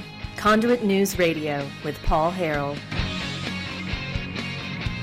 All right, welcome back, everyone. This is Josh Waters filling in for Paul Harrell today on Conduit News Radio. We have a very special guest with us right now.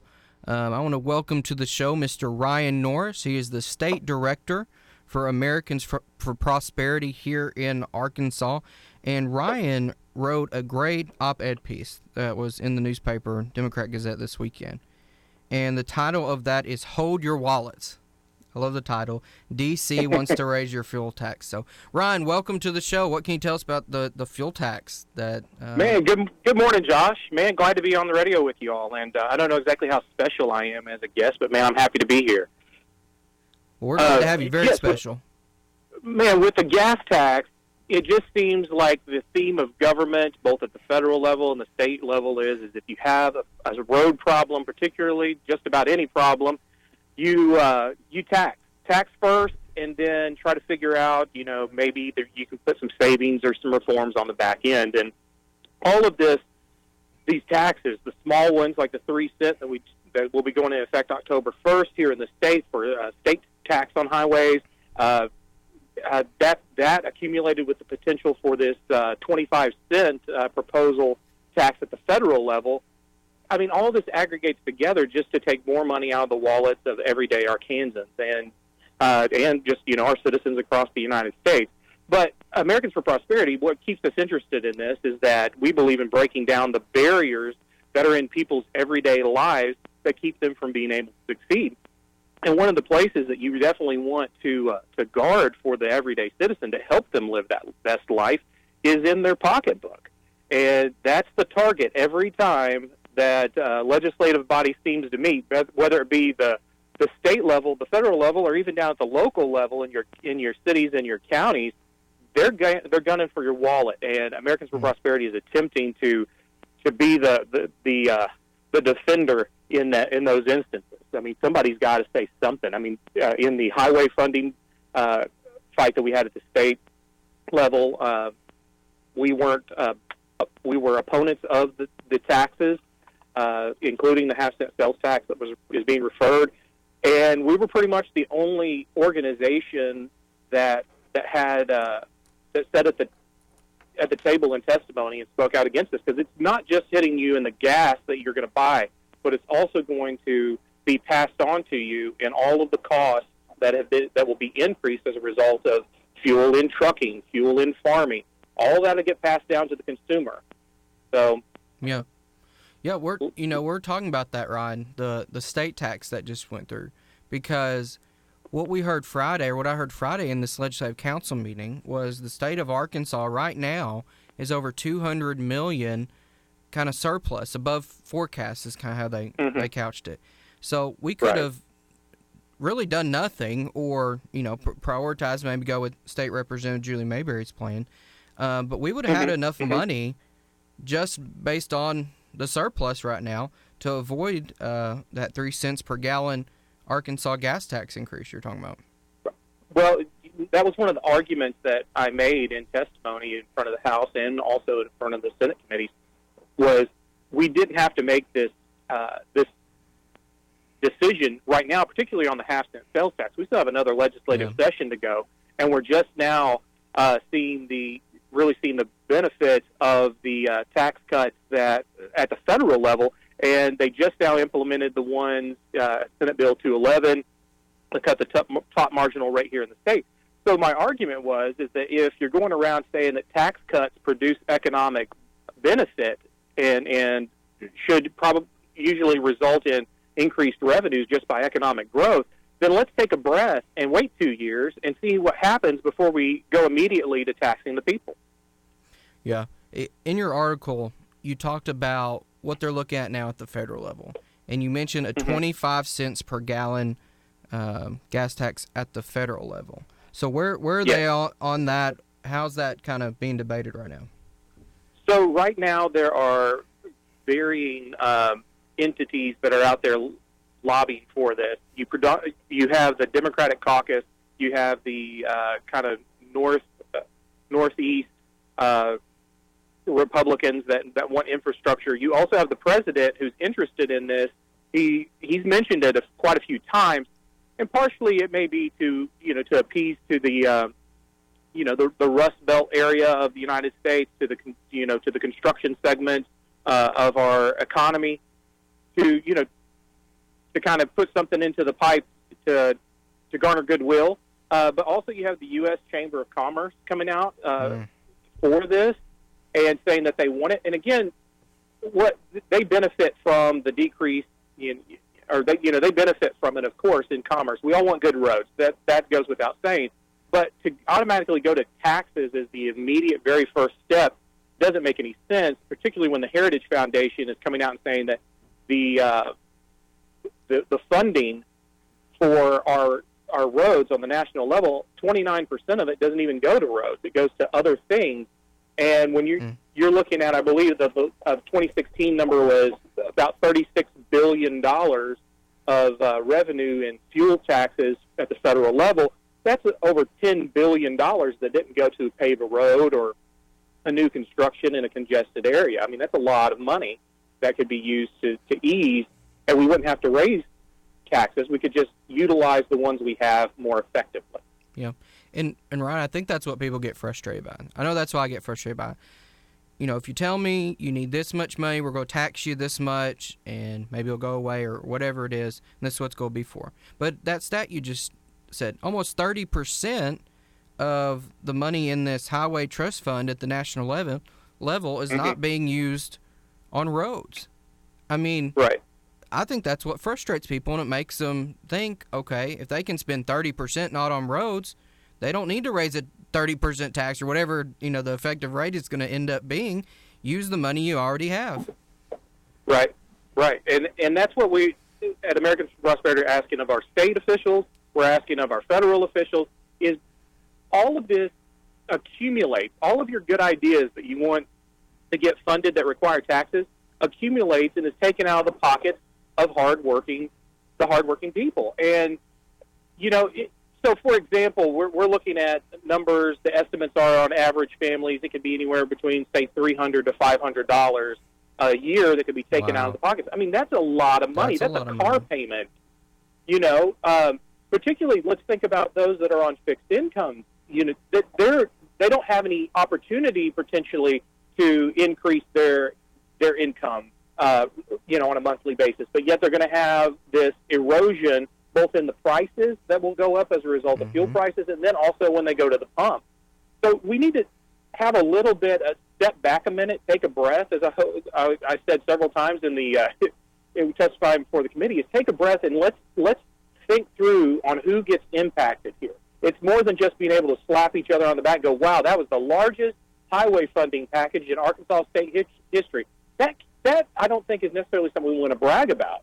We want to be able to say, wow, did you not see the efficiency? We were able to take care of the needs of the people that are our responsibility and do it without taking any additional money. Or even if they did show that they were doing their due diligence and very earnest about the way they spent the money, then the people could have a little less, potentially less tax increase. Maybe 25 cents would be too much. Only 5 cents would maybe be needed. Something more reasonable. But it's always tax first, and then we'll talk about reforms on the back end. It's always the compromises that get made, and yet those reforms never seem to really materialize. Yeah. And then tax first, and then we'll come up with a plan to spend the money after you give it to us. But that's a little... Right. I mean, what was really interesting to me about the arguments made in the Arkansas State highway funding debate, it didn't really have anything to do. I mean, I thought I was going to see maps at press conferences, like maps with here's where all the red roads are. These are terrible. It wasn't that. It was we ran the numbers, and this is how much we think Arkansans can afford to pay. It had nothing to do with the problem, then the solution. It was like, there's a problem, trust us. And then here's how much our spreadsheets are saying that everyday Arkansans can take out of their pockets to fund this. And I just think that was the wrong way of going about it.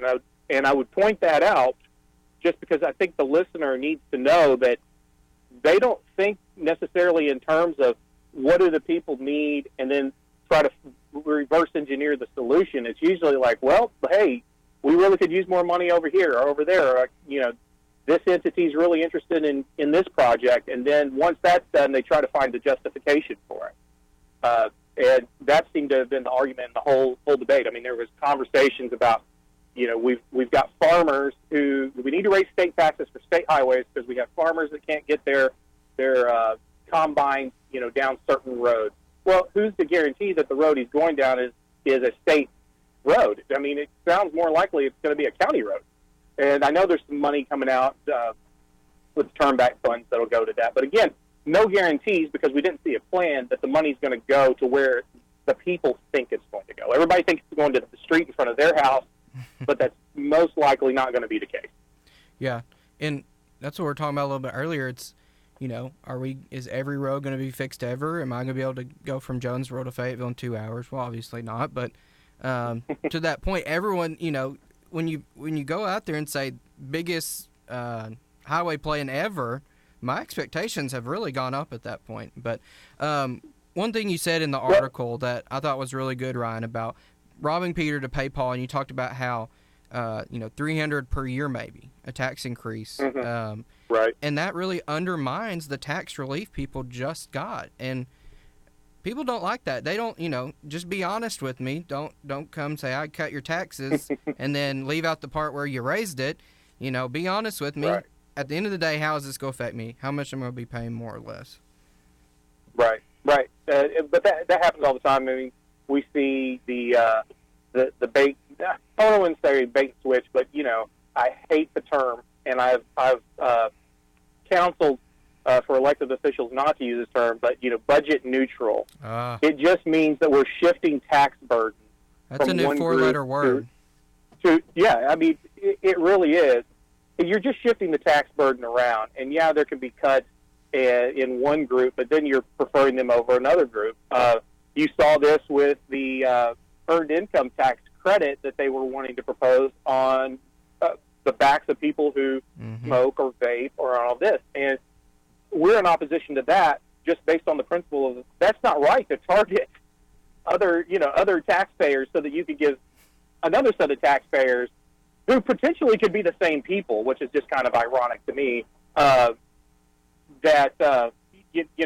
prefer them over the others. Let's have equality under the law. Let's get as fair a tax as possible, and let's keep it at that. Let's not try to hurt one group or to gain benefit with another group. Yeah. So, Ryan, what can people do? They're hearing this. They're like, $300 a year. That's ridiculous. I need to reach out. So what can they do with Americans for Prosperity? I know you have your Grassroots Leadership Academy, a lot of resources there at AFP for them to plug in.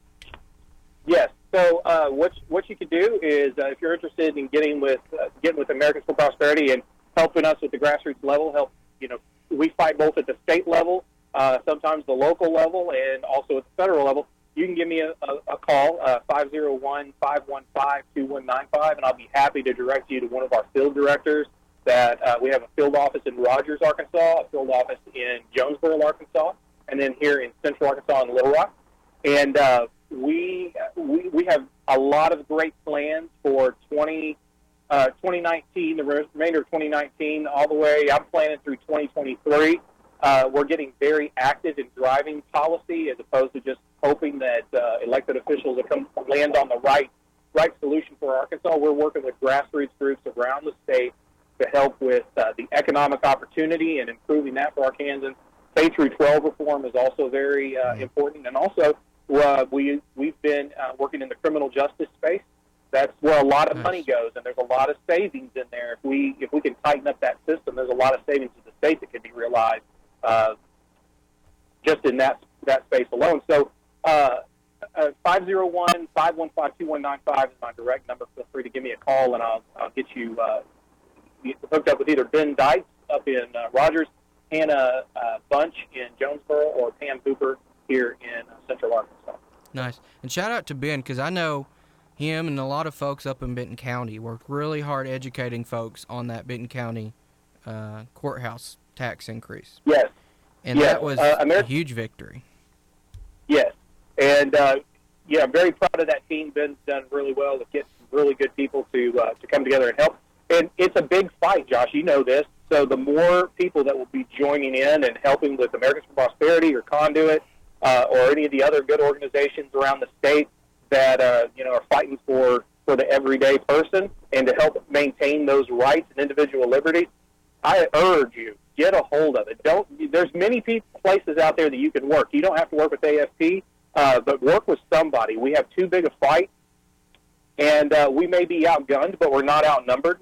And we can bring a lot more, I think, to the fight when we organize and get together and actually create a plan and work in harmony. So I really put that forward out there to everybody that's listening to, don't rest. Get the cause of they say liberty. The price of it is eternal vigilance. And we need to not only just wake up, and we need to get in the fight on it. Yes. Well said, Ryan. Well, I appreciate you coming on. And I just encourage people wherever they can get plugged in, like you said, to do that. But thanks for coming on and keep up the good fight. Appreciate all the work you and Americans for Prosperity do in Arkansas and around the country.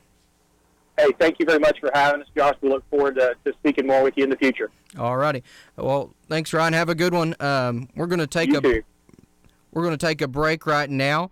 But coming up, I want to share a tweet because this Alabama abortion law has just the left. You know, if you thought Donald Trump winning the presidency, this isn't that level. But you got people starting to protest in the streets. They're dressing up. What's this TV show? Handmaid's Tale. They're dressing up in these Handmaid's Tale, and they're just freaking out. Well, Jim Carrey did a piece of art or go show. So if maybe you're around your computer, go log on Facebook.com Conduit News. See this tweet we're going to share when we come back from break. It's repulsive is really what it is. But we'll share that. We'll talk about that. Hit some other top news of the day when we come back after this break. You're listening to Conduit News Radio with Paul Harrell. This is Josh Waters filling in for Paul today. We'll be right back. Are you a conservative-minded young person and want to let the world know about it? Are you tired of rolling your eyes as your professor regurgitates progressive, PC, neo-Marxist nonsense? Then you should interview on Conduit News Radio's Young Conservative segment and tell us about why you believe the way you do. Tell us how you came to be a conservative and what are your views on government. Now, if you're worried that your neo-Marxist professor may also be a right-wing talk radio listening masochist, then names can be changed to protect the innocent. It's the Conduit News Radio Conservative Future segment. To be interviewed, call 870-275-9799. That's 870-275-9799. If you're like me, you believe that small business is the heart of Arkansas's economic engine, and it should be viewed that way by the politicians in Little Rock. Conduit for Commerce also believes, like you and I believe, policies that achieve less regulation and lower taxation help small business in Arkansas thrive. Other policies like small, constitutionally consistent government and reducing citizen dependency on government keeps it from growing and expanding its influence on our daily lives. Conduit for Commerce works every day to educate the general public and legislators on these important priorities in the name of Arkansas small business. By the way, contributions to Conduit for Commerce are tax deductible. Log on now to conduitforcommerce.org and click on Contact Us on the right side of the page. That's conduitforcommerce.org. Go there now and learn the facts on protecting small business in Arkansas. Healthcare with after-tax dollars. So I would like to see the playing field leveled so that individuals get that same opportunity.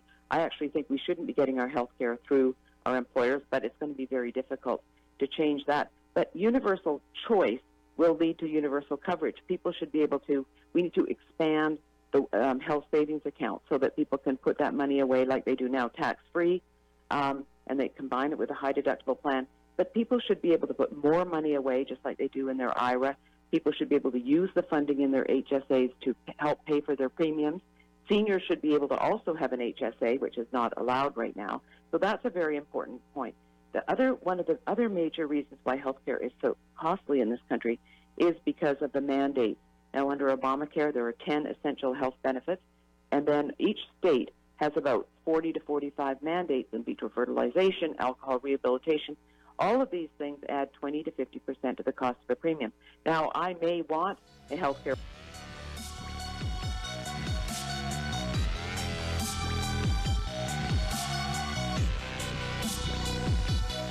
Need your daily news fix?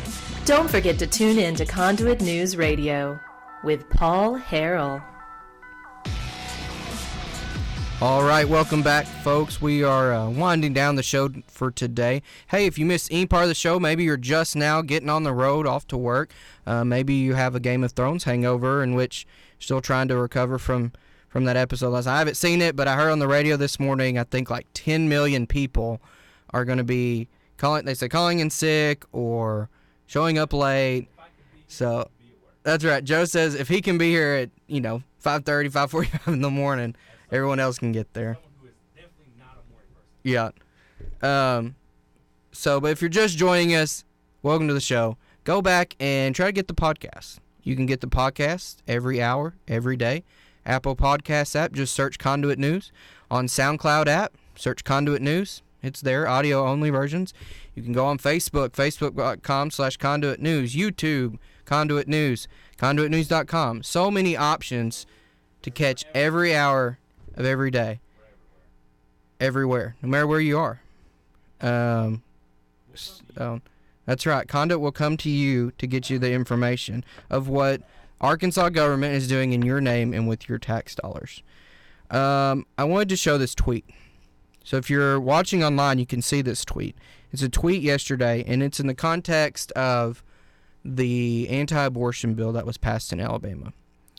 As many people probably know, that bill basically banned abortion, the murder of unborn babies in Arkansas is what it prohibited. So you can't kill unborn babies pretty much in Arkansas. Health of the mother, I think, was an exception, and if they found a lethal condition of the baby, I'm not sure the exact terminology there. Those are only two exceptions. So the left freaked out. You would have thought the world was ending and that they're putting women in cages is how the left reacted to this. Well, Jim Carrey, being in Hollywood, is on the left. And being Jim Carrey, who... I mentioned this to someone last night, and they're like, Jim Carrey, he hadn't done a movie in like a decade, has he? Well, he's been busy painting. And he made a painting over the weekend. And we're showing this online at facebook.com/Conduit News. Jim Carrey tweets out this image and says, I think if you're going to terminate a pregnancy, it should be done sometime before the fetus becomes governor of Alabama. And what he has here is a caricature of the governor of Alabama, Kay Ivey, and an abortion doctor sucking the head of Republican Governor Kay Ivey. So what you have here, folks, is Jim Carrey on Twitter advocating the violent murder of a sitting governor in the United States. At the same time, showing support for the violent murder of unborn babies. That's what you have going on here. This is Jim Carrey. This is on Twitter. I mean, it's almost every week now you're reading Twitter, Facebook. They're kicking off conservatives just because, maybe they have a MAGA hat on. And Jim Carrey can go in here and advocate the violent murder of a sitting governor and advocate wishing she had been aborted. I mean, how grotesque and repulsive can you get? And it's still out on Twitter. Because it's Jim Carrey. It's the left. This is the world we live in now, folks. The left can say and do whatever they want. But if you don't toe the line, if you're conservative, if you believe you should teach the Bible in schools, or let it be an elective, you're seen less than, you might be kicked off Twitter. But Jim Carrey can do this. So, I don't know where we go from here. I think Missouri has a bill, 8-week cutoff period for abortion. But you're going to see this. The opportunity is now to end the plague that Roe v. Wade was on our country from 1973. And the Supreme Court may now have the votes to overturn it. I'm sure this is going to be challenged. We'll follow it. But wanted to share that with y'all because this is the world we live in. If you believe in protecting unborn babies, you might be kicked off Twitter. But if you advocate the violent murder of the governor of Alabama or unborn babies, you're going to probably be featured on Twitter. It's ridiculous. Well, it's been a good 2-hour show. I appreciate Paul letting me fill in for him today. I'm going to be back tomorrow, so stay tuned. We'll talk some more about some of the top bills of the session. Listen to another impression of the session got planned. And we'll have a very special guest, Mr. Kerry Cheshire. He's the Vice President of Texans for Fiscal Responsibility. He'll be on tomorrow. We're going to talk about this idea of taxpayer-funded lobbyists. There's a bill they're fighting for right now in Texas to basically end taxpayer-funded lobbyists. That's where they use your tax dollars, go down in Texas, down to Austin, and then lobby for more tax dollars, for more of your tax dollars. We're seeing that in Arkansas. It's kind of bubbling up the last few years. So we'll talk to him, have the latest in any breaking news So you want to stay tuned to that. But again, just want to mention again the digital platforms: conduitnews.com, facebook.com/conduitnews, and YouTube you can watch on Conduit News. Appreciate opportunity to be in today for Paul. This is the intersection of conservative ideas and reality here on Conduit News Radio. This is Josh Waters filling in for Paul Harrell today, and we will see you tomorrow. Arkansas, as Paul says, be safe.